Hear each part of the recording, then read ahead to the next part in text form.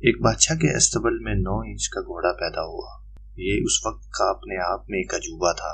دور دور ریاستوں تک یہ خبر پہنچی کہ بادشاہ کے استبل میں 9 انچ کا گھوڑا پیدا ہوا ہے۔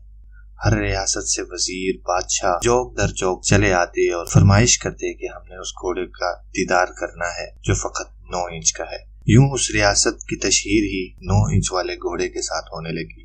ہر عام زبان پر اسی گھوڑے کا ذکر تھا۔ ہر شخص اسی گھوڑے کے بارے میں بات کرتا۔ دور دور کی ریاستوں سے وزراء جب آتے، بادشاہ جب آتے تو وہ اسی گھوڑے کا ذکر کرتے اور فرمائش کرتے کہ بادشاہ سلامت ہمیں وہ گھوڑا دکھایا جائے جو فقط 9 انچ کا ہے۔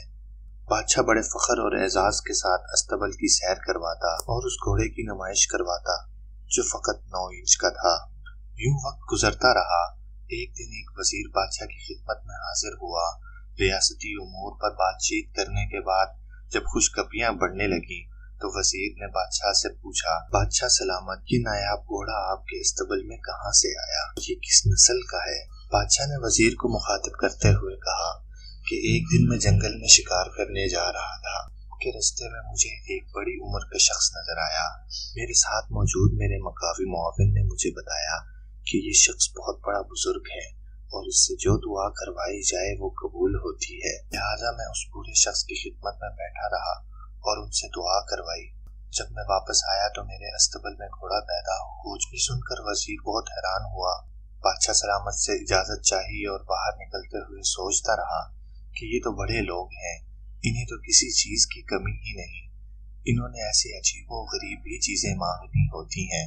کیوں نہ میں اس بوڑھے شخص کی تلاش میں نکلوں اور اس سے کوئی اچھی چیز کی فرمائش کروں اور اپنے لیے ہیرے جواہرات مانگوں تاکہ میری زندگی سکون میں آ سکے۔ لہٰذا وہ جنگلوں کی طرف نکل پڑا۔ اس بوڑھے شخص کو تلاش کرتے کرتے بالآخر وہ اپنے مقصد میں کامیاب ہو گیا۔ اسے درخت کی چھاؤں میں بیٹھا ہوا ایک بوڑھا شخص نظر آیا۔ وہ اس بوڑھے شخص کی خدمت میں حاضر ہوا اور کہنے لگا، بابا، میں نے آپ کی بہت تعریفیں سن رکھی ہیں، مجھے دعا دیجیے کہ مجھے ہیروں سے بھرا ہوا تھیلا مل جائے اور میری زندگی سکون میں آ جائے۔ بوڑھے شخص نے وزیر کو دعا دی۔ وزیر نے اجازت طلب کی اور وہاں سے گھر کی طرف چل دیا۔ وہ واپس آ رہا تھا کہ رستے میں اس کو ایک تھیلا نظر آیا۔ وہ بڑا پرجوش ہوا، بڑا خوش ہوا اور فوراً اس تھیلے کو پکڑ کر اپنے گھر لے آیا۔ جب گھر لا کر اسے کھولا تو اس کے اندر کھیرے ہی کھیرے موجود تھے۔ وہ بڑا حیران ہوا۔ پریشانی اور غصے کے ملے جلے احساس میں وہ بادشاہ کے حضور حاضر ہوا اور کہنے لگا، بادشاہ سلامت، آپ کا بزرگ کس طرح کا تھا؟